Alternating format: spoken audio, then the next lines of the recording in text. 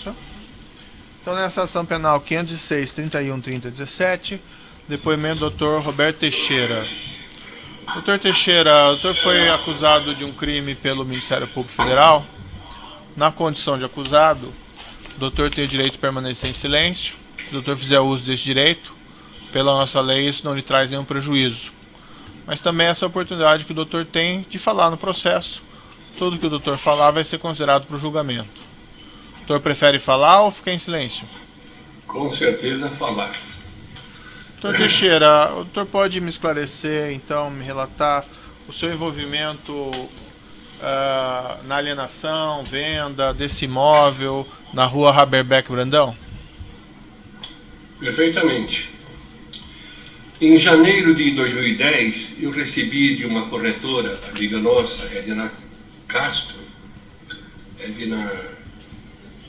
deve ser, a informação a respeito de um imóvel que estaria à venda dentro do município de São Paulo. Esse imóvel tinha uma série de problemas jurídicos relacionados ao direito da propriedade, em relação a autorizações da prefeitura para a utilização, enfim, tinha uma série de entraves jurídicos. Ela me passou essa informação, eu apenas registrei naquele momento. Em fevereiro daquele mesmo ano, ela me mandou um novo e-mail onde ela esclarecia e detalhava melhor essas questões da titularidade do imóvel e das restrições que havia por conta da prefeitura e dos débitos que havia sobre o imóvel, das execuções e das disputas em relação à sociedade titular do imóvel. Certo. Também registrei por ali, não havia feito absolutamente nada. Em março daquele ano, eu recebi no meu escritório o senhor José Carlos Bunlai, que nos demandava um serviço jurídico, ou seja, ele tinha interesse numa aquisição de uma unidade produtiva independente dentro de uma ação de recuperação judicial da cidade de Jundiaí. Nós procedemos esse trabalho para ele, fizemos um memorando e ele deu sequência aos interesses dele dentro desse caso. Nesse ínterim, neste momento, nesta reunião, ou nestas reuniões decorrentes desse trabalho, foi comentado que ele comentou que ele estaria em busca de um imóvel para poder sediar um empreendimento que ele estava buscando, qual seja a de representação de uma montadora da China, me parece o nome Sherry. Ele se interessou por isso. Há um só tempo, inclusive, ele havia comentado que ele também estaria conversando ou buscando alguma coisa em relação ao Instituto Lula, o futuro Instituto Lula. Mas, na verdade, naquele momento, ele se interessou pelo negócio imobiliário para a instalação dessa Sherry. Por conta disto, eu, acompanhado dessa corretora, estivemos no local examinando. As restrições que a prefeitura tinha não atrapalharia a destinação que ele buscava, e ele deu então uma autorização para que nós prosseguíssemos com o assunto. Certo. Na sequência, por conta disso, nós fizemos uma opção de compra. Para quê? Para garantir que os trabalhos que fossem feitos beneficiariam a ele somente e não a eventual outro cliente da vendedora ou dos vendedores.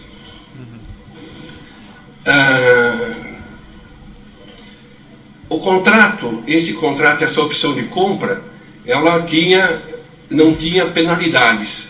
Por quê? Porque os outorgantes, promitentes vendedores, naquele momento, eles não tinham condições de barganha, porque era um imóvel com todos esses entraves jurídicos, comerciais, estava à venda há mais de 20 anos e não havia em nenhum momento produzido qualquer tipo de resultado no sentido de obterem a venda. Certo. Eu vou lhe interromper um minutinho para uma questão aqui. No processo consta no evento 1, anexo 234, um contrato de opção de compra entre a ASA, Agência Sul-Americana, e do outro lado o senhor José Carlos Bunlai, relativamente a esse imóvel na rua Haberbrecht Brandão. É a esse contrato que o doutor se refere? Exatamente, a esse que eu me refiro.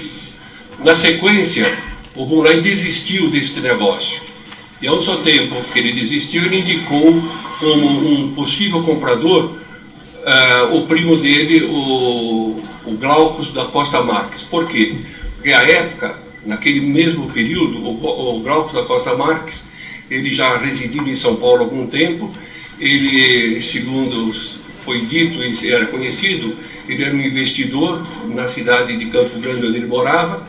Ele tinha, no caso, a sua residência principal. Ele era um investidor, um pecuarista, um fazendeiro, uma pessoa de grandes posses. E estava em São Paulo naquela época. Dentre as atividades que ele buscava, era investimento imobiliário. Por conta disso, a negociação prosseguiu com o Glaucus. Por conta, inclusive, em decorrência disso, nós fizemos uma série de documentação a respeito dessa documentação favorecendo o Glaucus. Nós fizemos lá, na época, entre outros documentos,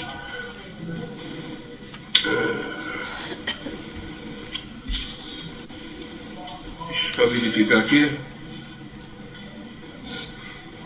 Nós fizemos para o Glaucus, entre outros documentos, o instrumento particular de compromisso de venda e compra entre Glaucus e 3 sócios da empresa, ASA, porque havia uma disputa societária e um dos sócios estava, por conta de uma liminar, afastado da sociedade e da direção. Depois foi feito um requerimento de expedição de alvará junto à ação de dissolução parcial de sociedade, então em trâmite na Justiça Estadual, porque ali nós havíamos solicitado o alvará judicial para que pudesse ser efetivada a transação. O instrumento particular de transação, depois esse sócio que estava afastado por força liminar, interessou-se em participar da negociação. Daí então nós fizemos um instrumento particular de transação, objetivando solução de litígio judicial entre o prometente comprador e Fernando Baldassari. Por quê? Porque, a despeito de nós termos segurança em relação à primeira fase da negociação que havia sido feito, nada impediria que este afastado, em função do resultado que teria na ação que ele estava sofrendo, e inclusive afastado liminarmente, poderia voltar à sociedade. Então, nesse caso, nós fizemos esse documento e aí nós conseguimos reunir todos os interessados, sócios dessa empresa ASA, e aí formalizar com mais segurança a negociação a favor do Glaucus. Depois foi feita uma composição amigável com requerimento de alvará, aí sim com a participação dos 4 sócios. E depois, a favor do próprio Glaucus, nós fizemos uma minuta da escritura de compra e venda entre a ASA e o Glaucus. Doutor Teixeira, a negociação com esses herdeiros, com esses titulares de direito, acerca, por exemplo, do preço e condições de venda, quem foi o responsável por fazê-lo? Não houve negociação, eles fizeram uma proposta com valor já fixado. Veio através da corretora um valor, e esse valor, evidentemente, pela análise da situação, eles mesmos faziam do próprio imóvel, estava muito aquém do preço real do imóvel. Então não havia nem necessidade de discussão do preço, porque o preço estava absolutamente satisfatório para aquilo que se buscava como empreendimento.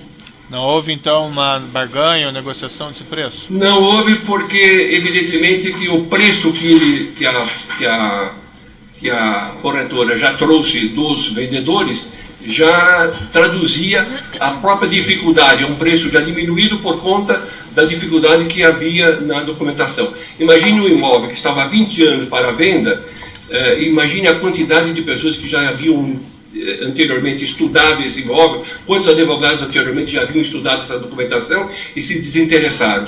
No momento que aparece alguém como o meu cliente e com o meu auxílio enquanto advogado, entendendo que havia possibilidade da negociação, eles não fizeram muita questão do preço, ao contrário, fizeram um preço que nos pareceu, de princípio, um preço ótimo.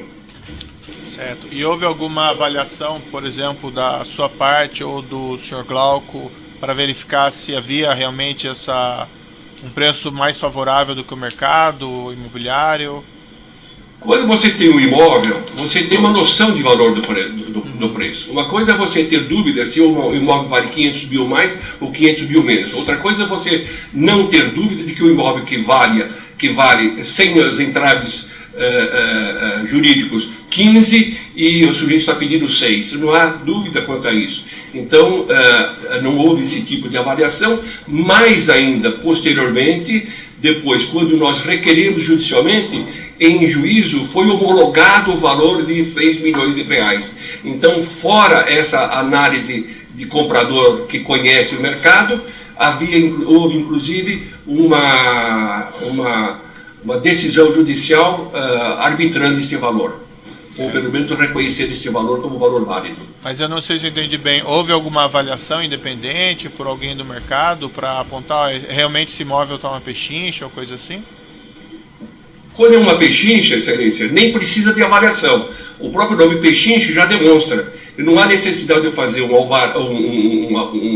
laudo para entender que um imóvel é uma pechincha.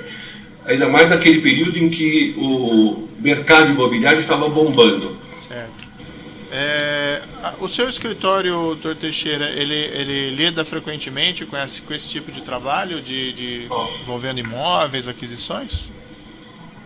Esta área de direito imobiliário, eu pessoalmente tenho uma expertise muito grande, de longa data eu trabalho nessa área.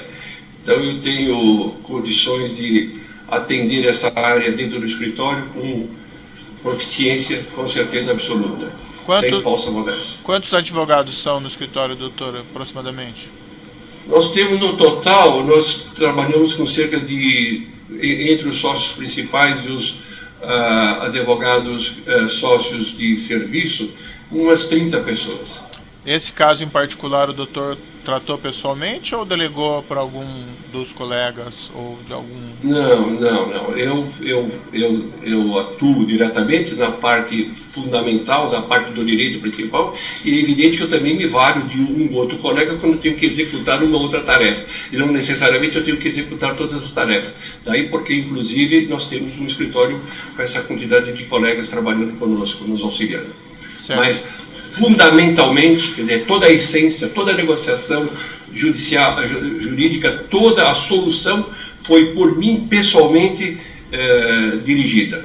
Certo. E o doutor relatava então que fez esses contratos e pode prosseguir no relato do que aconteceu? Perfeito. O Glaucus, ele havia, evidentemente, como investidor que ele era, o interesse dele qual é? Busca de lucro, né? Para se ter uma ideia, naquele mesmo período, só para se ter uma ideia de como ele tinha interesse em negócios imobiliários, eu o assessorei em 5 negócios, quase que concomitantemente. Eu assessorei no imóvel de São Bernardo do Campo, esse próprio imóvel da Haberbeck, um imóvel em Monte Alegre do Sul, que era um imóvel com algum tamanho, com alguma proporção, eram 11 hectares, 110 mil metros quadrados, um imóvel na cidade de Bom Jesus dos Perdões, que ele buscava comprar, mais ou menos na mesma época, e também era de grande porte, eram 88 hectares, e o valor que ele se comprometia a pagar seria de 4 milhões e meio. Esse imóvel, inclusive, foi desaconselhado por trabalho nosso. Não prosseguiu porque nós conseguimos identificar um óbice que seria intransponível. E também um outro imóvel em Parelheiros, Tapecerica da Serra, que era uma greva 236, do espólio de Maria Dirce Cerveira. Essa área, para se ter uma ideia da proporção, era no valor de 613.799 metros quadrados. Então, era um cliente, à época, que tinha capacidade econômica e financeira. E tinha interesse não só lucrar nesse, como em outros negócios. Daí porque eu assessorava todos esses outros negócios. E ocorreu que, na época, eu fui procurado pelo senhor Paulo Melo e senhor Louveira, eu creio que só Paulo Melo no primeiro momento, que trabalhava, era diretor da OR, e ele disse do interesse que eles tinham neste imóvel para o interesse imobiliário, quer dizer, no negócio imobiliário, e também alertou que isso poderia servir eventualmente para abrigar a sede do futuro Instituto Lula que se comentava naquele momento. A ideia que me foi passada era de que isso seria através de um pool de empresas que se formariam para aquisição e instalação. Eu o recepcionei daquela forma,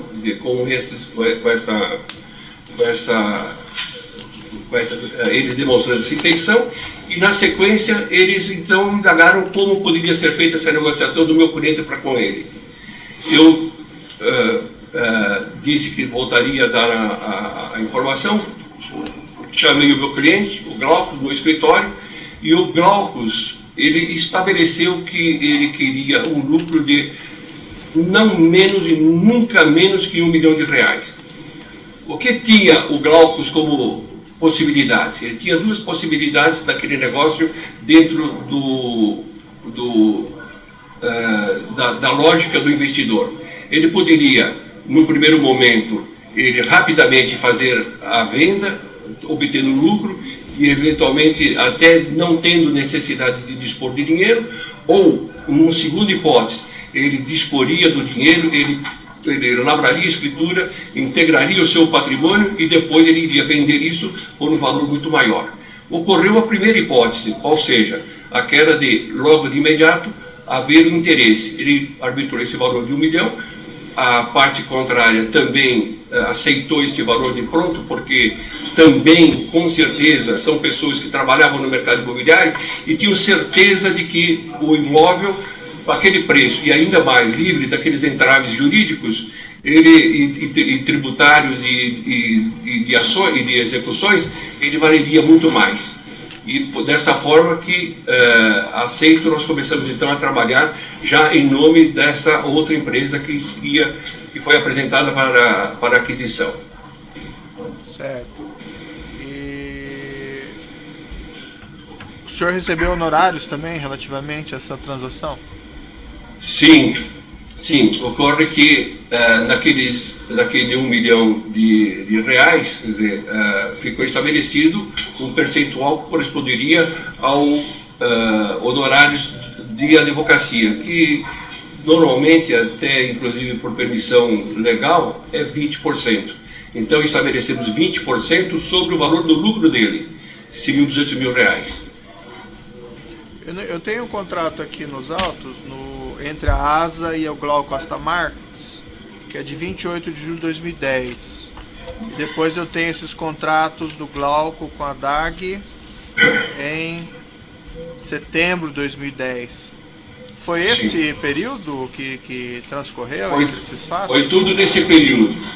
Veja bem, o compromisso de venda e compra da ASA a favor do Glaucus tem uma cláusula, como é comum, é muito normal em compromisso de venda e compra, onde você diz que você, depois de cumprir o contrato, outorgará a escritura a favor dele, promitente comprador, ou de quem ele vier a indicar. Por conta a favor de quem ele vier a indicar, é que nós fizemos um documento em que Glaucus indicava a essa empresa DAG para receber a escritura e prosseguir na negociação.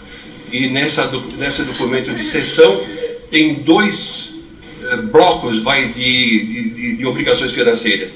No primeiro bloco seriam aquelas obrigações que originalmente o Glaucus teria para com os proprietários vendedores, e no segundo bloco, quase que um ad êxito, tendo sido tudo resolvido, essa empresa DAG pagaria a favor do meu cliente esse R$1 milhão, no caso, ele já indicando que 800 deveria ser para ele e 200 deveria ser a mim enquanto advogado. Ou seja, eu recebi os honorários por conta e ordem do Glaucus, pagos pela compradora final. Por que só tem previsão dos seus honorários no contrato entre o Glauco e a DAG e não no primeiro contrato entre a ASA e o Glauco? Porque, primeiro, não há nem necessidade de você escrever isso. É natural você ter essa contratação no valor de 20%. Eu não necessito escrever, além de que a relação que você tem com o cliente é de absoluta confiança. Você não vai ficar desconfiando do teu cliente e buscando toda uma sorte de documentos para poder se proteger contra o cliente. Isso não seria nem ético de nossa parte, embora pudéssemos fazê-lo. No caso, havia uma relação de confiança, havia certeza absoluta que ele não faltaria com a obrigação de cumprir com os honorários, e também não sabíamos exatamente no princípio de que forma que seria, quando ele fosse vender, porque o valor que nós estávamos iríamos cobrar, seria sobre o lucro. Então, na primeira hipótese, como aconteceu, seria um lucro menor, e numa segunda hipótese, se ele tivesse seguido todos os trâmites daquilo que havia sido pensado, ele teria tido um lucro muito maior, e aí o percentual seria maior. Quando foi seria feito... maior, não, o resultado. Quando foi feito esse contrato em julho, já tinha um vendedor para o Sr. Glauco? Vendedor? O vendedor para o Glaucus tinha, que eram os prometentes e vendedores. Desculpa, o comprador do imóvel? Não tinha. Não tinha, é óbvio que não tinha. O senhor vai verificar pela cronologia dos fatos, isso ocorreu bem depois. Qual que era a previsão? Porque, inclusive, o nosso cliente, o Glaucus, ele estava preparado para poder honrar com o compromisso de venda e compra original daquele que ele havia assinado. Nesse contrato que está em julho, eu não localizo aqui com facilidade a previsão dos pagamentos a serem efetuados pelo comprador, pelo Sr. Glauco, os prazos. O doutor pode esclarecer? Está no documento, eu não sei, eu não tenho o documento aqui, mas com certeza todas as obrigações que o Glaucus assumiu em relação aos prometentes e vendedores era no sentido de quitar todas as obrigações que poderiam incidir ou criar entraves na titulação do imóvel. O doutor se recorda qual que era Perdão. Ele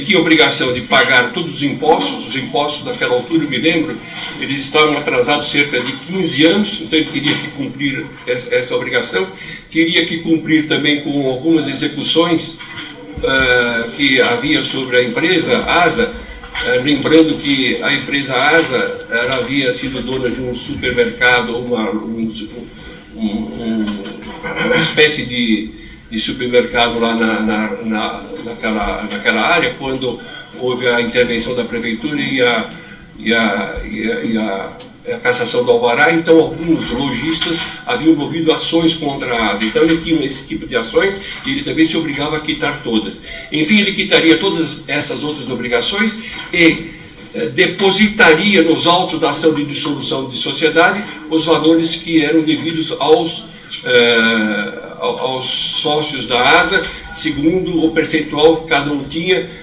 na composição do capital social da empresa. Certo. O doutor se recorda qual que é o prazo que ele tinha para esse pagamento no primeiro contrato? Não sei se tinha prazo, porque, como eu disse desde o princípio, os vendedores eles não tinham muita margem de negociação, porque eles não tinham condições de impor numa mesa de negociação algumas vantagens que eles poderiam eventualmente ter se fosse um imóvel que estivesse livre para o comércio. Sei que tinha, por exemplo, uma dificuldade, um prazo relativamente curto, que era a necessidade de quitar o IPTU junto à prefeitura, porque naquela altura havia um chamado PPI, um plano de parcelamento incentivado, de pagamento incentivado por parte da prefeitura, e tinha um prazo para terminar. É uma espécie de refis do poder público.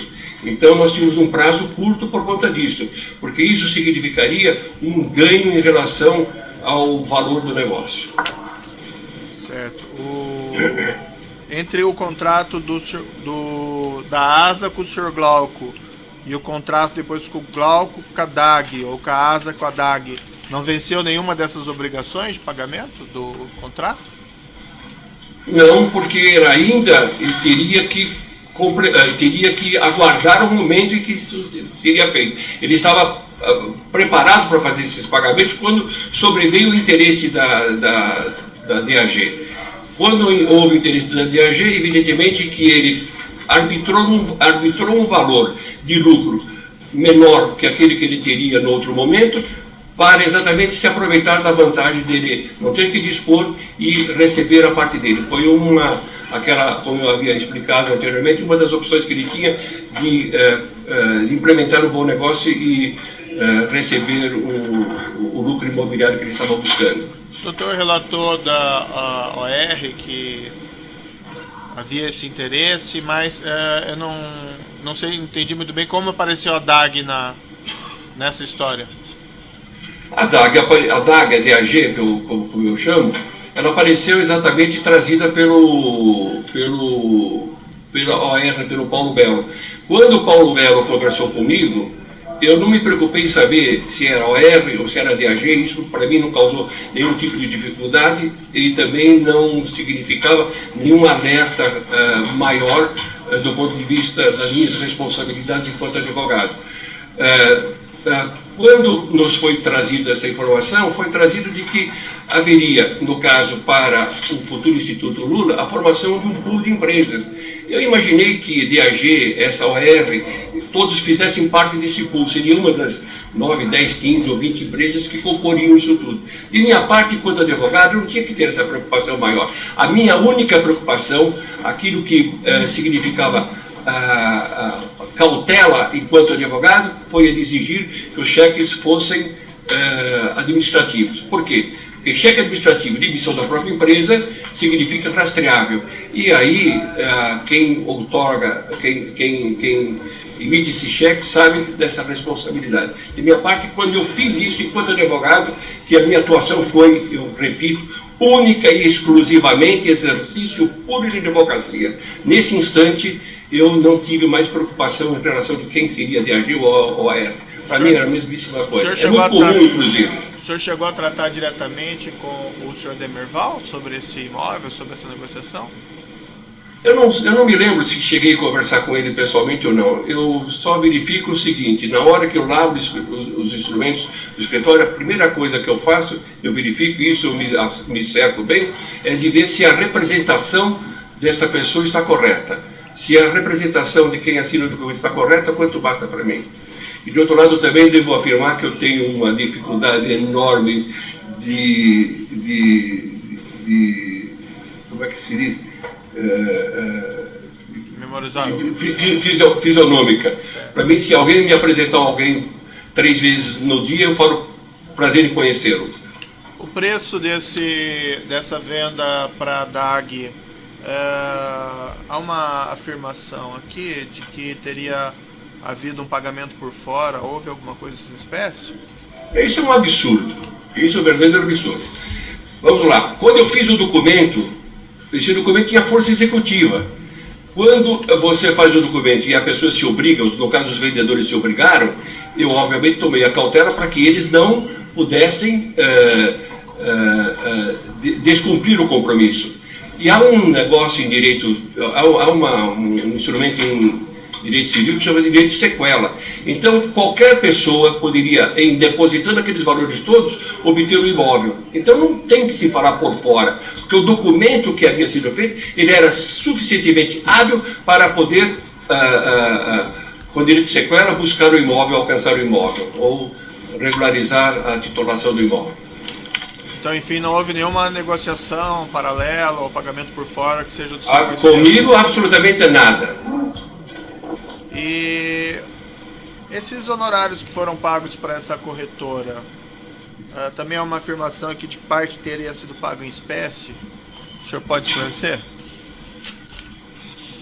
Esse valor é um valor por dentro, obviamente, porque inclusive foi objeto de um e-mail meu para a empresa pedindo para substituir um cheque por valor, porque foi assim que me foi solicitado. Mas é evidente que isso aí não é por fora, isso é por dentro. Se não fosse por dentro, eu não teria colocado dentro no e-mail. Perfeito, só um minutinho. Então. Até porque, inclusive, em espécie é dinheiro que tem curso normal, isso não é proibido. Quer dizer, seria até crime você negar curso à moeda brasileira. Perfeito, eu vou interromper pelo tamanho do áudio aqui e já retomamos. Pois. Então, nessa ação penal 506, 31, 30, 17, continuar depois do Dr. Roberto Teixeira. Tem um e-mail aqui, acho que é esse e-mail que o doutor se refere, se encontra no evento 1, anexo 227, um e-mail que o senhor Louveira encaminha para o senhor Demerval Guzmão, mas ele na verdade encaminha uma mensagem que o doutor teria encaminhado ao Paulo. Imagino que esse Paulo seja Paulo Melo. E consta lá, segue os valores ITBI, tabelião, registro, total. Aí mais ainda, há necessidade de valor, se possível em dinheiro, no montante de R$ 191.978, para completar a comissão da corretora Edna Castro. É esse a mensagem que o doutor se refere? Exatamente, é sobre isso que eu me refiro. Foi um e-mail oficial. A Edna, ela cortava o cheque deste valor e pediu que, ao invés de ser em cheque, ela gostaria que fosse em dinheiro. Eu só fiz o favor para ela de solicitar que fosse desta forma e não da forma como havia sido paga anteriormente. Quanto, é isso. Quanto foi o valor da comissão da senhora Edna? Consta no contrato, eu não saberia dizer agora. Até porque, inclusive, o corretor ele pode cobrar não exatamente e somente os valores que estão postos lá de percentuais no CRES. Pode cobrar 1, 2, 3, 4, 5, 6, 7, 8, 9%, da forma que aproverem em função do negócio. Eu não sei como é que foi isso.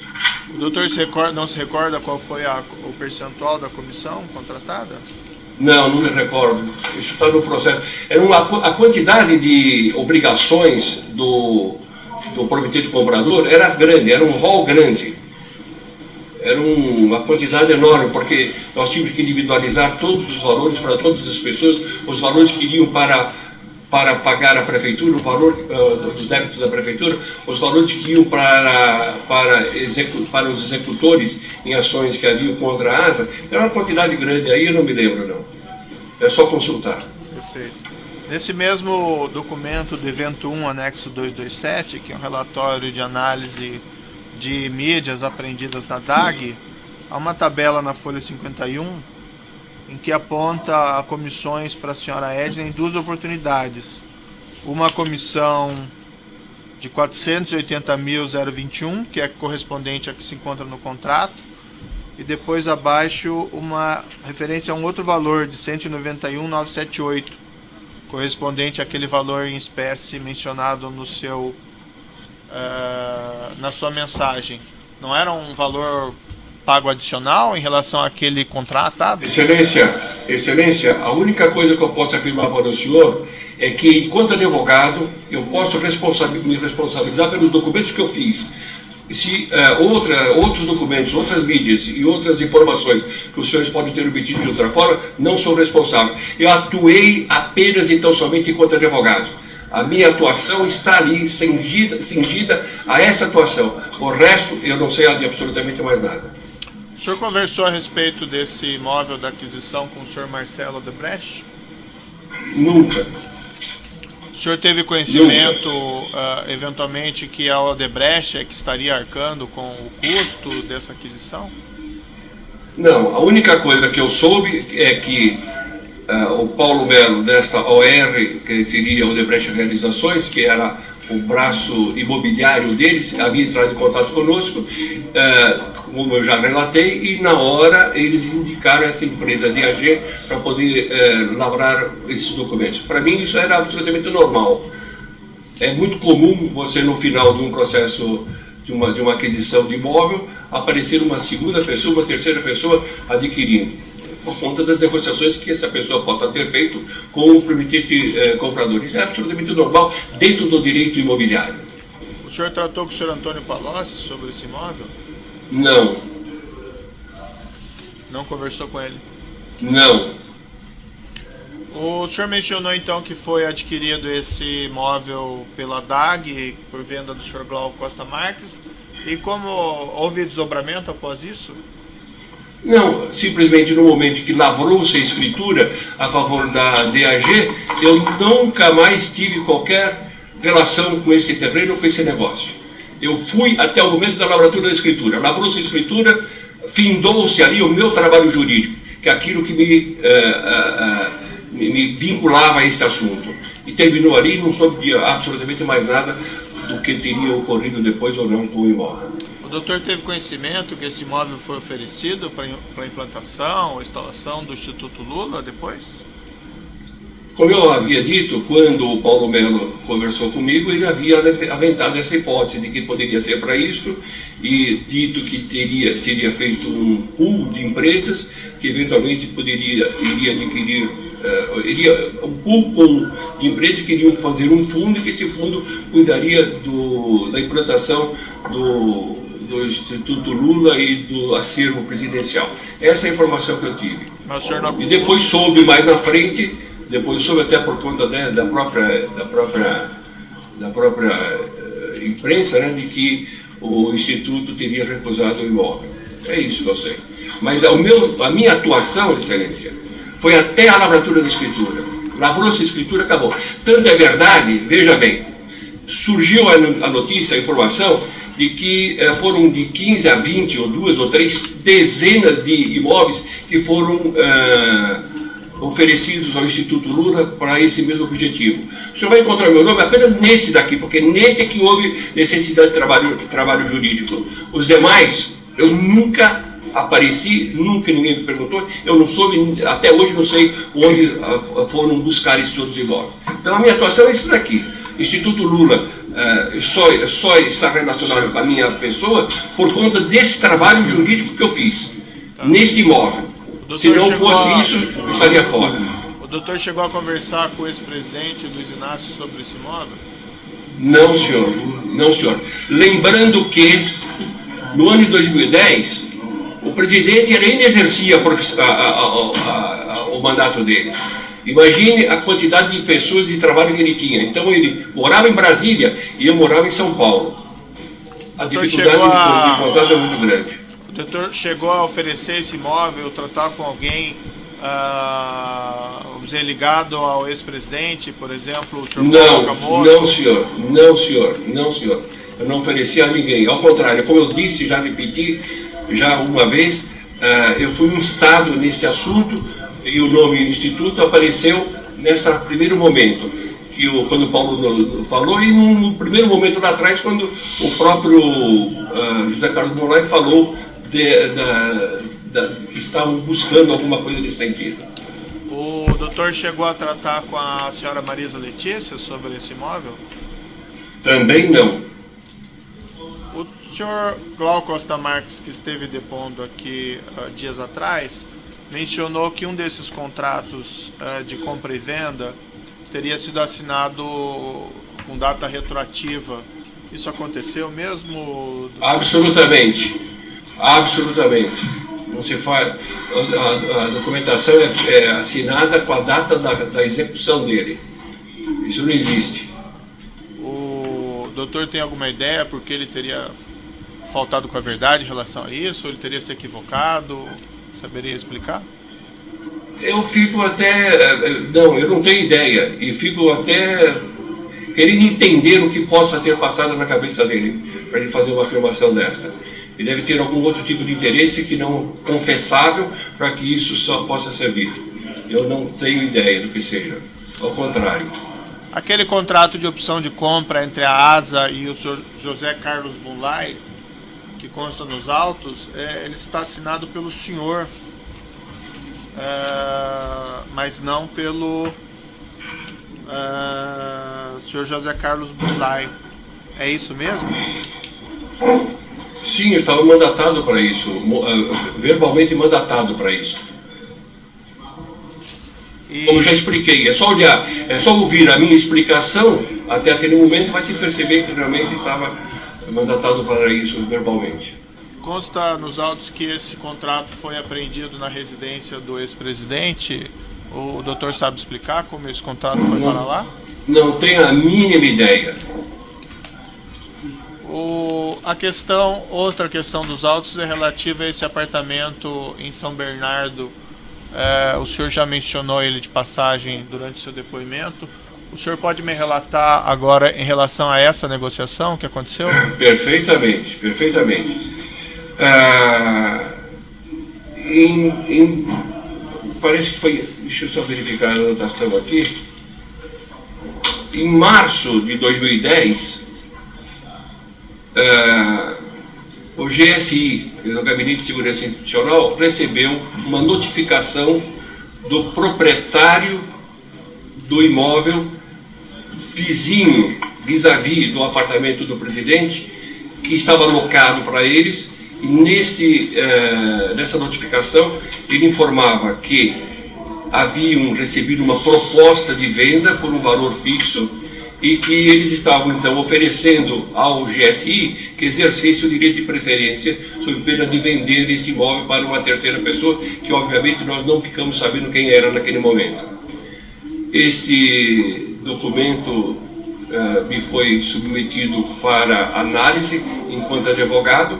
Nós do escritório fizemos uma análise, concluímos de que era realmente possível que houvesse essa venda, porque as cautelas que a lei de locações exige para que, no caso de venda, tivesse que respeitar o contrato, não haviam sido respeitadas.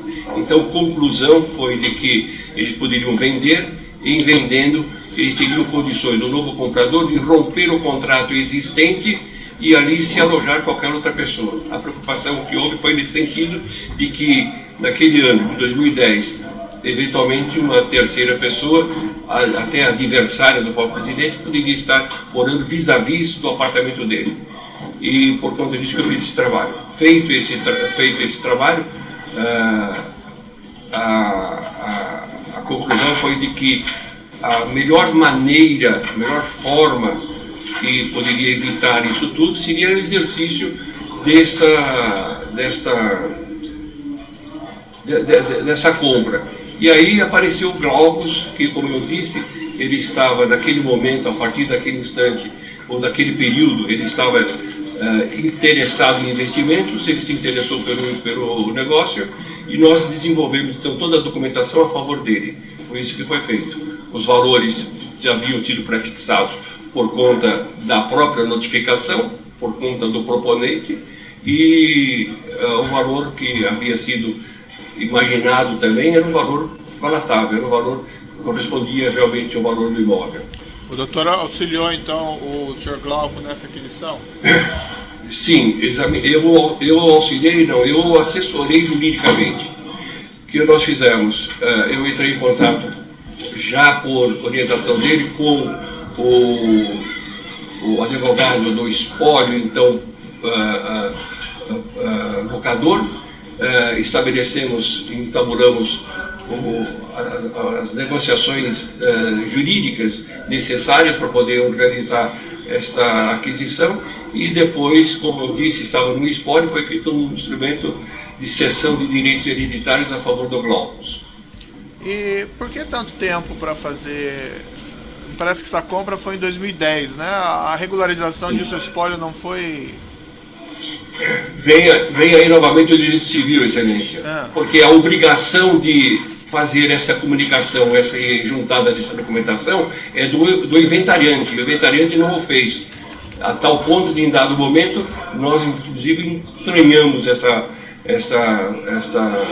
sessão sem requerimento, porque na verdade dependia dele. Então é uma obrigação do inventariante. E o inventariante, infelizmente, dentro do processo do inventário, não estava cumprindo com todas as suas obrigações, dentre elas o não pagamento do imposto causa-mortes, bem como das custas processuais. Isso que atrasou o processo. Consta aqui no processo, no evento 1, anexo 254, uma petição no inventário do Sr. Glauco Costa Marques, representada por seu escritório, que é de 23 de junho de 2016.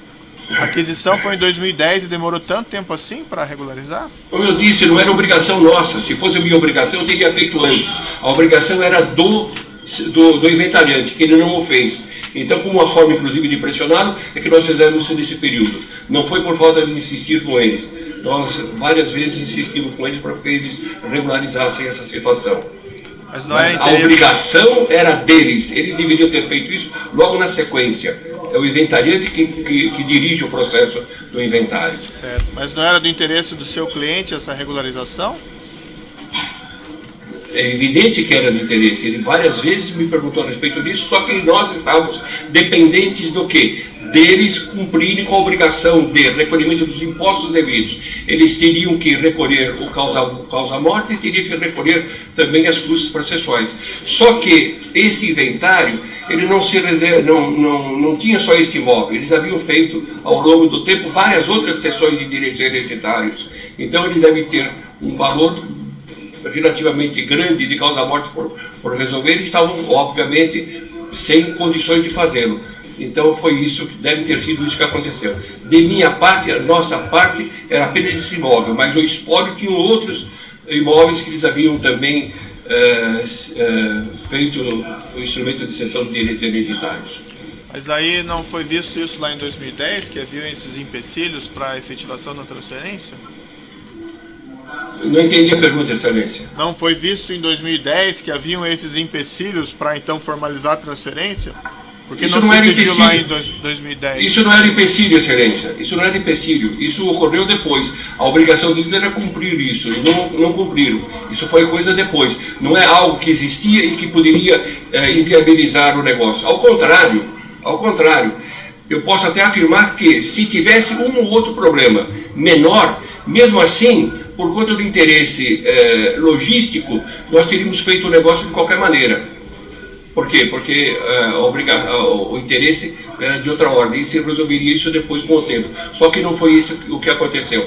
De nossa parte, foi lavrada escritura de cessão de direitos hereditários, recolhido as taxas cartorárias, e aí o resto ficou por conta deles. E também qual é o problema de ter demorado isso daí? Em inventário, Excelência, eu tenho inventário lá que tem 30, 35 anos, com providências ainda e não terminadas. Isso é muito comum no direito civil e no direito de sucessões haver esse problema. Por uma série de outras razões. Não há maior preocupação de minha parte sobre isso. O doutor também intermediou a locação desse imóvel? O imóvel já estava alocado, Excelência. Ele estava alocado. Ocorre que a locação do espólio, do então, à época já espólio, a favor do GSI, iria até o dia 31 de janeiro de 2011. A partir de então é que nós havíamos combinado com o Glaucus e com os locatários de que haveria então um prosseguimento desse instrumento de locação. Foi isso que nós fizemos. Quando o senhor fala locatário, o senhor se refere a quem? Com quem que o senhor... Marisa Letícia Lula da Silva. E o doutor fez aí o contrato de locação? Como é que foi? Fiz o contrato de locação, colhi as assinaturas tanto do locador como do locatário e entreguei a ela. E o doutor acompanhou depois essa... Absolutamente, Excelência. É como eu digo, eu sou advogado, eu me primo e tenho orgulho de ser advogado. Eu não sou imobiliário, eu não vou ficar cobrando, deixando de cobrar qualquer outra coisa pelo cumprimento do contrato de locação. Isso não cabe a mim e não era de meu interesse. O senhor Glauco, que esteve depondo aqui, disse que não recebeu os aluguéis, salvo a partir do final de 2015. O doutor teve conhecimento desse fato? Não tenho conhecimento nenhum disso daí. Esse é um problema, eu fiquei alheio a esse assunto, de Excelência. É como eu disse, não cabe a mim ficar fiscalizando o cumprimento ou não de contrato de locação. O senhor Glauco, depondo aqui, declarou que teria sido procurado pelo doutor no final de 2015, no sentido de que os pagamentos seriam feitos a partir dali, depósito em conta. Isso aconteceu mesmo? Não aconteceu. Apenas eu me lembro que certa vez eu estava no hospital quando O ano passado eu tive, não sei, já devem saber, eu sou cardiopata, tenho uma série de problemas de coração e de quando em quando eu vou baixo no hospital. Eu até brinco dizendo que eu sou freguês de caderneta lá. E no ano passado fui fazer um cateterismo e tive uma infelicidade de alguém de furarem a minha artéria. Eu fiquei 15 dias lá paralisado praticamente e depois tive ainda uma infecção hospitalar. Fiquei 30 dias hospitalizado no Sírio-Libanês. E quando eu voltei para fazer conjuntamente com a minha esposa para fazer um curativo, encontrei no saguão com o Glaucus. Ele na época mostrou interesse apenas em saber como é que estaria regularizada a titulação desse imóvel, exatamente esse assunto que nós falamos a respeito do inventário, porque ele também havia sofrido uma série de percalços físicos e ele estava preocupado em deixar essas situações desses imóveis todos regularizados para a família. Mais ou menos foi esse o teor da conversa que nós tivemos. É um tratado de aluguel, então? Não, senhor. O doutor conversou sobre essa questão dos aluguéis, por acaso, com o senhor ex-presidente, o senhor Luiz Inácio? Também não. Também não. É como eu volto a dizer e repetidamente eu tenho dito. A minha atuação é enquanto advogado. Apenas então somente como advogado. Eu não sou gestor, não sou administrador, eu sou amigo, então somente amigo. A amizade não estende para essas outras informações todas. O doutor cuida de alguma forma da declaração de imposto de renda do senhor ex-presidente?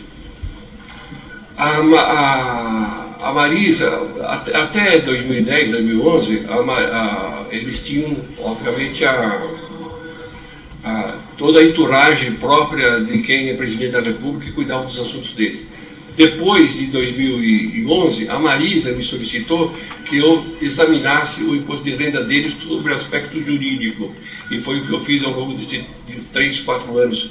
3 anos ou 4 anos seguidos, não sei quantos anos.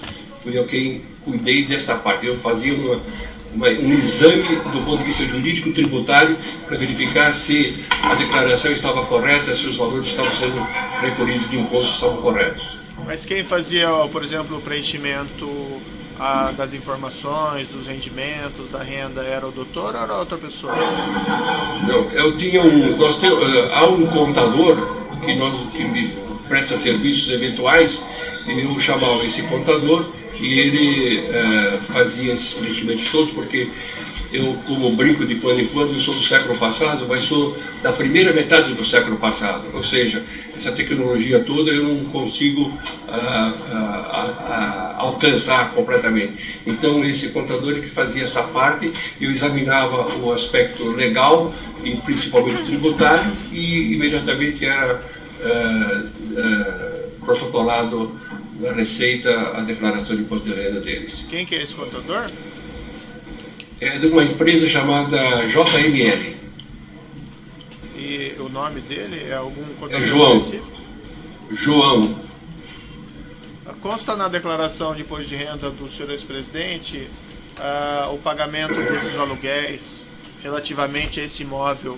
Esse dado, essa informação passou pelo doutor de alguma forma? Constou no imposto de renda porque existe. Como é que, desculpe? Constou no imposto de renda porque existe, porque o contador, a pessoa, quando ele vai montar o imposto de renda, ele recolhe todas as informações que são importantes para a declaração de imposto de renda. Com certeza, isso também é uma informação importante. Eu me lembro perfeitamente, por exemplo, que o presidente mais a dona Marisa, porque o presidente não se envolvia nisso, ela tinha 2 imóveis em São Bernardo que eram locados e a imobiliária oferecia para eles, no final do ano, um reporte de quanto que havia sido recolhido ou não de locações. Perfeito, então, mas a pergunta que eu fiz ao doutor é se essa informação relativa ao pagamento desses aluguéis, se esses documentos passaram pelo doutor até o contador ou o doutor preencheu essas declarações? Isso é juntado, essa documentação é reunida e a um só tempo posto na mão do contador. O contador faz a declaração de imposto de renda, eu examino por esse aspecto, como eu digo, do ponto de vista tributário, e é protocolado. Então, se constou, é porque existe, porque passou pela mão do contador. Perfeito. E era o doutor que... A quantidade de informações são grandes, excelência. Eu não me lembro a quantidade de papéis que estavam lá dentro, mas com certeza estava dentro, sim. Certo. Não sei se eu entendi bem, mas então era o doutor que reunia essa documentação antes de encaixar? Não era eu que reunia, excelência. Várias pessoas que tinham informes e que participavam direto e indiretamente dessas questões da baliza, é que encaminhavam a documentação. Você põe numa pasta, no momento certo, você abre aquela pasta e a pessoa vai montar, quer dizer, vai organizar aqueles documentos e organizar a declaração de imposto de renda. É isso que é feito. Como eu faço na minha casa, eu pessoalmente, o que eu faço? Ao longo do ano eu vou juntando essa documentação e no final do ano eu entrego para o contador para ele fazer essa pasta, esses documentos, a declaração do ex-presidente passavam pelo doutor ou não? Passavam esses documentos, passavam sem uma análise mais aprofundada de minha parte, apenas a existência deles e a entrega para o contador para ele que organizasse e arquivasse corretamente. Certo. É isso. Os princípios são esses esclarecimentos do juízo, eu passo ao Ministério Público. Eu vou interromper pelo tamanho do vídeo, e daí nós abrimos aqui. Então, nessa ação penal 506, 31, 30, 17, continuar o depoimento do Dr. Roberto Teixeira, eu passo aqui ao Ministério Público para indagações. Cumprimento Vossa Excelência, cumprimentos presentes. Senhor Roberto Teixeira, além do contrato de opção de compra celebrado entre ASA e José Carlos Bunlai, encontrado na residência do ex-presidente Luiz Inácio Lula da Silva, em São Bernardo, também sobre o qual o senhor disse que não ter informações sobre o motivo pelo qual lá estaria, também foram localizados na residência do ex-presidente cópias dos e-mails trocados entre o senhor e a corretora Edna em fevereiro e março de 2010. São os e-mails que constam do evento 1, anexo 233, 272, 234. O senhor sabe informar o motivo pelo qual esses e-mails estavam na residência do ex-presidente? Não tenho como informar, não tenho ideia de como isso possa ter acontecido, porque de minha parte não foi entregue lá. Deve ter alguma razão, deve existir para poder ter estado lá, mas com certeza não fui eu quem levei, não fui eu quem entreguei, não fui eu quem participei desta... Porque o e-mail, quando eu encaminho diretamente para a pessoa destinatária.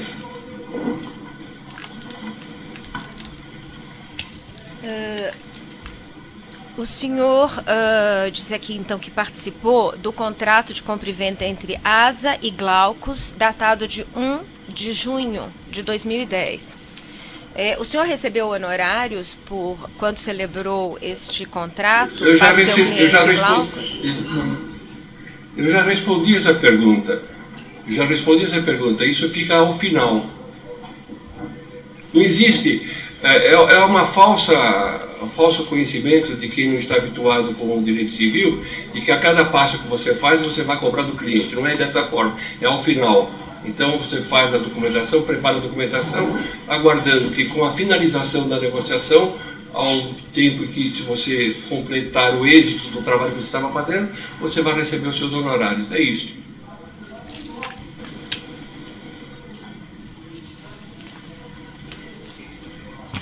Não é de causar estranheza, coisa muito simples. Com relação ao contrato de cessão de instrumento particular de cessão de direitos e obrigações sobre contratos de compra e venda, instrumento particular de transação objetivando solução de litígio e requerimento judicial de compensação amigável e outras avanças, é o documento constante do evento 1, anexo 240, datado de 10/9/2010, apenas esse registro de fato com relação aos depoimentos prestados, o senhor Demerval, que informou ao juízo que este documento foi celebrado com data retroativa. O senhor, então, com relação a essa afirmação de Demerval, ela não corresponde à verdade? O que corresponde à verdade é a data que está no documento, porque eu não faço documento retroativo. Essa é a verdade como eu a conheço, como eu participei. E o senhor poderia esclarecer o motivo pelo qual a escritura de compra e venda celebrada em 24 de novembro de 2010, que refere-se a uma série de documentos que deram esteio a essa escritura, ela não refere esse instrumento particular de cessão de direitos e obrigações? Refere-se ao contrato de compra e venda de 1 de junho de 2010, a escritura. A escritura refere-se ao instrumento particular de transação objetivando solução de litígio judicial. Refere-se a um instrumento particular de composição amigável e refere-se, inclusive, ao instrumento particular de indicação de outorga de escritura de venda e compra de 16 de setembro, mas não refere-se a este contrato particular de cessão de direitos e obrigações, que estabelecia valores a serem recebidos pelo seu cliente Glaucus. A organização dessa documentação e desse rol é feito juntamente com o tabelião. É absolutamente... é um ato normal de rotina isso daí. Você relaciona os documentos que foram importantes para a aquisição, para a titulação do comprador final. É isso. Não tem razão nenhuma. Tanto é verdade que todos os documentos são publicizados, vai? Aí, não era necessário que, me perdoe, não era necessário que na escritura estivesse lá previsto já estabelecido o valor recebido pelo seu cliente? Excelência, tanto não é necessário que foi lavrada a escritura dessa forma e foi registrada. Se fosse absolutamente necessário, o cartório de registro de imóveis teria recusado.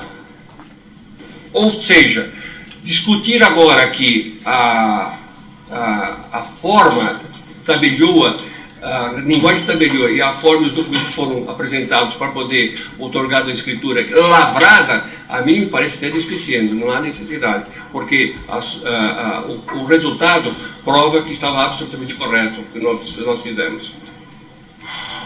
O senhor aqui afirmou que vinha estabelecendo tratativas com o senhor Glaucus e a DAG com relação a esse imóvel da rua Berbeck, e surgiu o interesse da empresa Odebrecht Realizações, na aquisição desse terreno. O senhor afirmou isso aqui ao juízo. Eu não compreendi como a Odebrecht Realizações ficou sabedora de que o senhor já tinha atuado na celebração de um contrato entre ASA e Glaucus. De que forma ele soube? Pelo que eu soube, o senhor José Carlos Bunlai, ele teria procurado pelo Marcelo Odebrecht com essa finalidade de formação de pool de empresas para poder montar o Instituto Lula, e nesse momento deve ter dito a respeito da existência desse imóvel que ele tinha conhecimento, a ponto de depois o Paulo Melo entrar em contato comigo dizendo que havia sido mandatado pelo Marcelo para poder ultimar essas providências neste negócio imobiliário ou, se fosse o caso, para a destinação do Instituto Lula. Eles estavam inicialmente adquirindo, comprando, pondo dentro do patrimônio deles e depois estariam a destinação. Desta forma, Excelência. Foi o senhor Bunlai, então, que avisou ao senhor que Paulo Melo o procuraria a propósito desse imóvel? Não foi isso que eu disse. Eu disse ao contrário. Eu disse que o Paulo Melo me ligou dizendo que o Marcelo Odebrecht havia dado essa informação para ele, para que ele me procurasse a respeito desse imóvel. E ele se fazia acompanhar por João Alberto Louveira? Eu não sei se no primeiro momento ele veio com o Louveira ou não, mas o Louveira foi uma espécie assim de de executor. Ele fazia, digamos, ele tomava as providências administrativas necessárias, todas que fossem necessárias. Era mais ou menos essa a função do senhor Louveira. Ele era muito competente nesse sentido. Quantas vezes ele esteve no seu escritório? Não saberia dizer, não tenho condições. No meu escritório entram pessoas diariamente uma certa quantidade. Eu não saberia dizer para você quantas vezes. Mas eu diria diria para você o seguinte, todas as vezes, foram tantas quantas necessárias para que pudesse complementar esse negócio e obter esse êxito que nós obtivemos do ponto de vista jurídico. Isso eu posso afirmar a você. O senhor Demerval Guzmão... Você não. Posso prosseguir? O senhor Demerval Guzmão, em depoimento ao juízo, informou que no primeiro contato que estabeleceu com o senhor, levado por Paulo Melo, houve a afirmação do senhor que haveria pagamentos por fora, na presença de ambos. Não, isso não existiu. Isso não existiu. Eu já expliquei que o documento que havia sido feito, ele era por si só executável. Ele independia de qualquer outra providência. Se os promitentes vendedores eles não quisessem cumprir ou tentassem fugir do compromisso, nós teríamos condições jurídicas de buscar este imóvel, de exigir o cumprimento.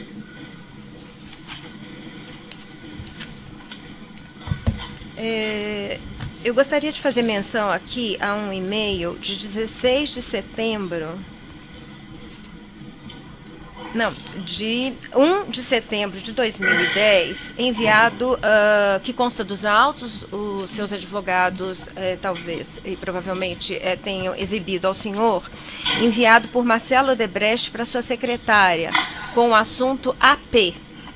É um e-mail que está reproduzido no relatório 124/2016, evento 1, anexo 127, na página 72, e a mensagem Roberto Teixeira confirmaram na sexta-feira, às 17 horas, no escritório de AP. O Paulo Melo não poderá ir, mas Rodrigo Salles irá, ok? O senhor teve reunião no escritório de Antônio Palocci em 3 de setembro de 2010 para tratar do imóvel da Rua Berbec? Peremptoriamente, não. O senhor sabe dizer por que o senhor estava citado nessas mensagens? Não tenho a mínima ideia. Quem citou que deve ter resposta. Eu não. Até porque, inclusive, quando você faz mensagem, não significa que aquilo se ocorra. Você pode fazer uma série de... Estou agora especulando. Você pode fazer uma série de informações em e-mails e aquilo não se realizar. Não significa, porque consta que tenha sido realizado ipso fato.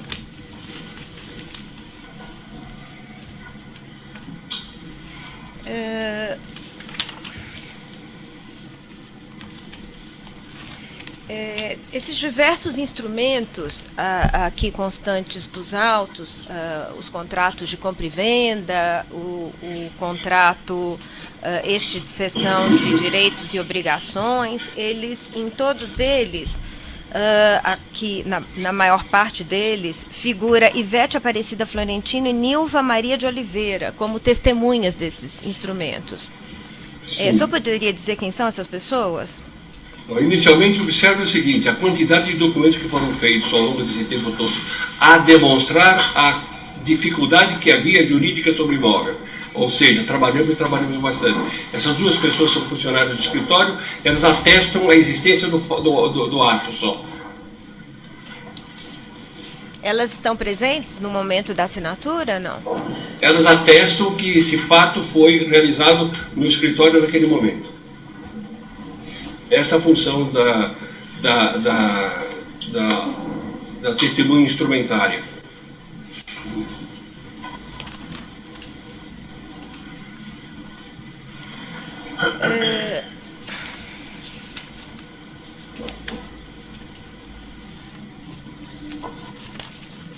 Um minutinho só, por favor.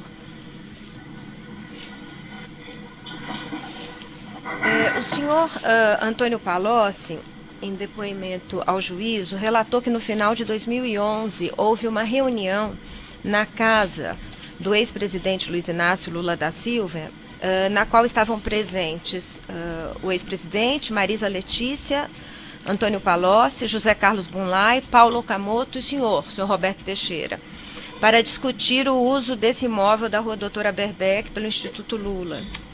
Antônio Palocci relatou que essa reunião andou mal, foi ruim porque Paulo Okamoto e o senhor Roberto Teixeira, eram favoráveis a que esse imóvel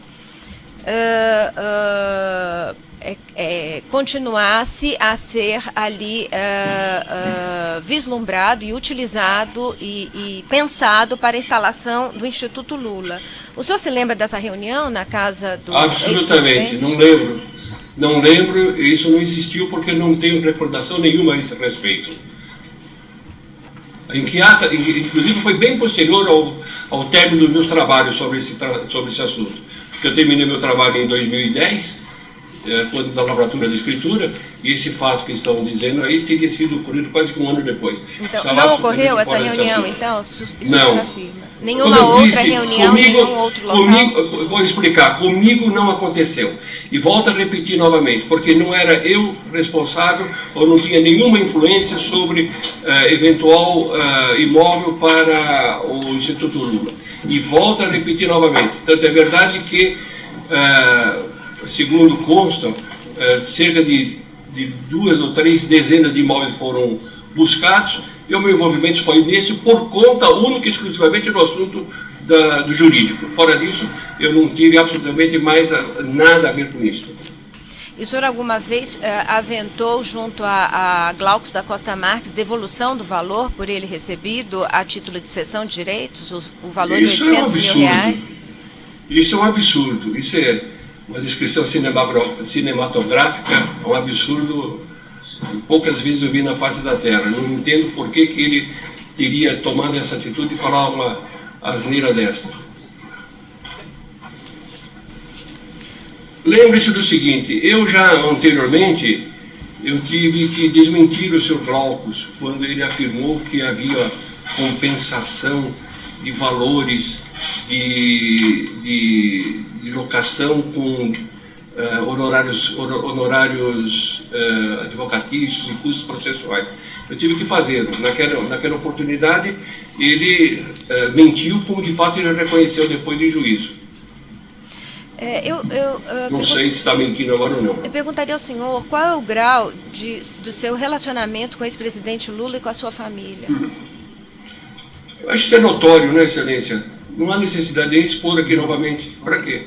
Sou amigo dele pessoal há 35 anos. Basta isso, não? Quando a empresa, a OER, o procurou aventando o interesse em adquirir o imóvel e depois apresentou a empresa DAG para o fim de aventada instalação do Instituto Lula, o senhor, com esse grau de proximidade com o ex-presidente, fez comunicação a ele sobre esse contato recebido? Bom, vamos lembrar novamente que ele era o presidente da República do Brasil, morava em Brasília e tinha o país todo para cuidar. Ele não tinha que dar atenção para mim. É lógico que eu não conversei com ele, porque de minha parte não cabia a mim entrar nesse mérito da questão. Eu estava atuando e o meu foco era a parte jurídica, a parte do direito imobiliário. Era esse o meu foco, apenas esse é o meu foco.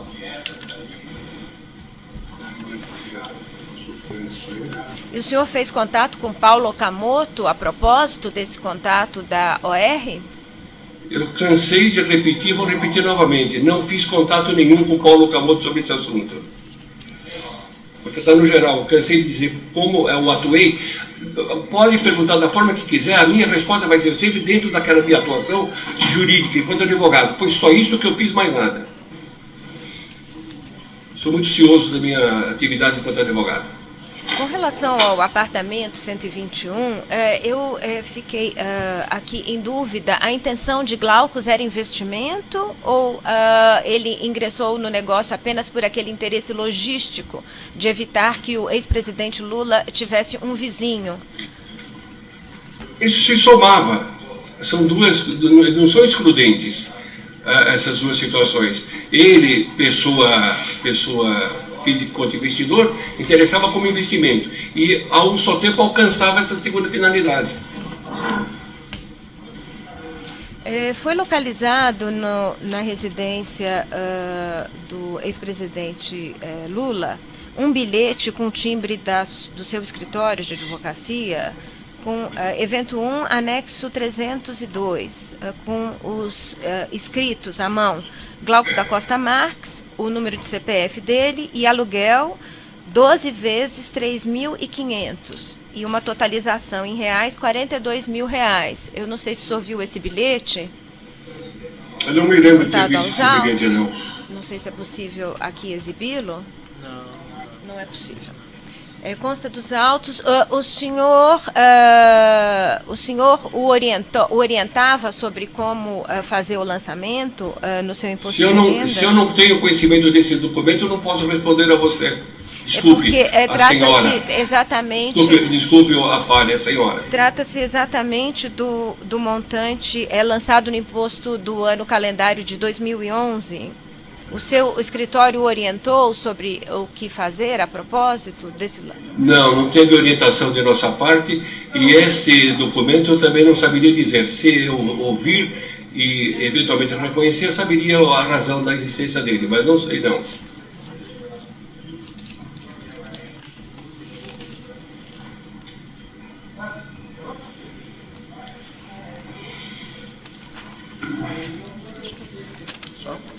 Você de acusação tem perguntas? Na denúncia aqui, pela defesa de Luiz Inácio Lula da Silva, tem questões? Sem perguntas, excelência. Pela defesa de Antônio Palocci, tem perguntas? Sem perguntas. Defesa de Branislav Contic, tem perguntas? Sem perguntas. A defesa de Marcelo Bahia Odebrecht, tem perguntas? A defesa de Paulo Melo tem perguntas? Sem perguntas. A defesa de Demerval Guzmão tem perguntas? Sem perguntas. A defesa de Glauco Costa Marques tem perguntas? Sem perguntas. A defesa do próprio acusado tem alguma indagação? Depois então. Tem, excelência.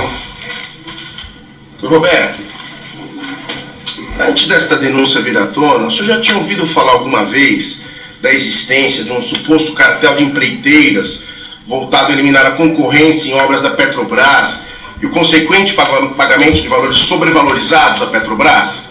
Jamais. A distância é anos-luz. Se é que existe, é ano-luz de distância. É a mínima ideia.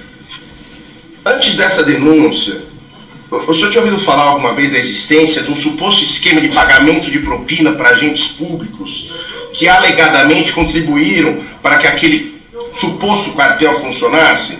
Jamais, jamais. Deixa eu só dizer uma coisa ao senhor. Eu, durante o período em que o presidente, o Lula exerceu a presidência, eu não tive nenhum contato com nenhum órgão, com nenhuma nomeação, não participei de nenhum órgão consultivo, absolutamente nada. Pode buscar no Diário Oficial, desde o primeiro dia do exercício do mandato dele até o último dia, não vai encontrar o meu nome relacionado a nenhum órgão e nenhuma atividade do Executivo do Brasil.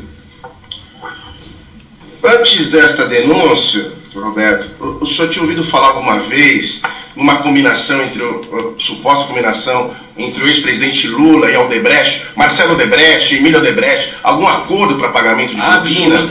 Absolutamente nada. Não tenho a mínima ideia sobre esse assunto. Antes dessa denúncia, o senhor alguma vez tinha ouvido falar num Caixa Geral de Propinas da Odebrecht? Igualmente nunca, jamais. É algo que jamais foi passado ou pensado de minha parte. O senhor teve conhecimento, alguma participação nos contratos que o Odebrecht teve a Petrobras, contratos referidos na denúncia, que teriam levado depois a Odebrecht beneficiada nesses contratos a pagar alguma propina por ex-presidente Lula? Absolutamente nada. O senhor alguma vez já advogou para o Odebrecht? Não, ao contrário. À época, se o Odebrecht tivesse me convidado, eu teria tido orgulho de trabalhar para eles. Mas, na verdade, por uma por uma dessas coisas que acontecem, eu advoguei apenas contra o Odebrecht. Em 3 oportunidades eu advoguei fortemente contra o Odebrecht. Contra o Odebrecht, contra a Braskem, contra o grupo deles todos. Eu fui sempre o adversário. Aliás, me parece que o próprio... como é que é o Emílio Odebrecht comentou a esse respeito, que eu sempre estive do lado contrário aos interesses deles. Eu tenho uma última questão. Na sua vida de advogado, como advogado militante, o senhor alguma vez chegou a ingressar com mandado de segurança contra a autoridade da presidência da República, especificamente ocupada pelo ex-presidente Lula? Sim. Eu sou uma pessoa que prezo demasiadamente a minha condição de advogado e a minha obrigação, os meus deveres para com os meus clientes. Houve uma oportunidade, sim, em que os interesses do meu cliente estavam sendo contrariados pela presidência da República e eu tive a oportunidade de ingressar com um mandado de segurança junto ao Supremo Tribunal Federal e obtive uma liminar contra os interesses do presidente. Eu peço licença, Excelência, para fazer 2 perguntas, na qual é advogado também. A primeira pergunta, a respeito desta mesma questão, o senhor podia ser um pouco mais explícito contra esse mandado de segurança? Lembra-se da ocasião, o nome da parte, se puder declinar? Sim, a parte era a Transbrasil, linhas aéreas. À época havia uma disputa em relação a uma questão dos imóveis, faz muito tempo atrás, deixa eu recordar, me parece que era em relação às áreas aeroportuárias e a própria ANAC, e havia então uma questão de competência, né, que seria ou não competente a presidência da República para uma determinada decisão, e a forma com que o ministro de Defesa daquela época havia despachado contrariava os interesses. Eu me lembro que naquela época, agora não sabia dizer quais os fundamentos absolutos, mas na época nós ingressamos com mandado de segurança no Supremo Tribunal Federal. À época o presidente do tribunal era o ministro Jobim e obtivemos a liminar. Uma última questão, fruto da minha ignorância em direito civil, direito imobiliário. Porque é meu colega de turma, hein? Perguntado pelo magistrado, pela sua procuradora, a respeito da existência, nesse caso, de alguma quantia dada por fora, o senhor respondeu que não, até porque os documentos tinham força executiva. Não precisaria. Então, eu gostaria que o senhor explicasse, explicitasse melhor esse link entre o dinheiro por fora e a sua desnecessidade em face de documentos com força executiva. O que representa isso? O que eu disse que é um absurdo imaginar-se a necessidade de fazer pagamento por fora, porque ela era desnecessária. O documento que havia sido feito por nós, e aí sem falsa modéstia, como eu tenho expertise no direito imobiliário, eu trabalho nisso há muitos anos, eu advogo, para você ter uma ideia, há 49 anos, então ininterruptamente. Então é a minha praia fazer isso. Trabalhar no direito. Então esse documento ele era apto por si só, caso o promitente vendedor ele tentasse descumprir, ou até porque poderia acontecer de uma terceira pessoa se interessar e tentar, como se fala, atravessar o negócio, oferecer mais, eu tinha condições de, por conta e por força desse documento, fazer com que os promitentes vendedores cumprissem com aquilo que eles estavam obrigados. É isso. Obrigado. É o chamado direito de sequela. Obrigado. Certo. 2 esclarecimentos muito rapidamente, Dr. Roberto. O senhor Glaucus, depondo aqui perante a Justiça, mencionou que ele não chegou a despender valores relativamente a essa aquisição imobiliária. Isso confere? Ele realmente não chegou a despender nenhum valor? Confere, porque eu havia dito desde o princípio, no meio do curso da minha exposição, eu havia dito que ele tinha, naquele momento, dois caminhos.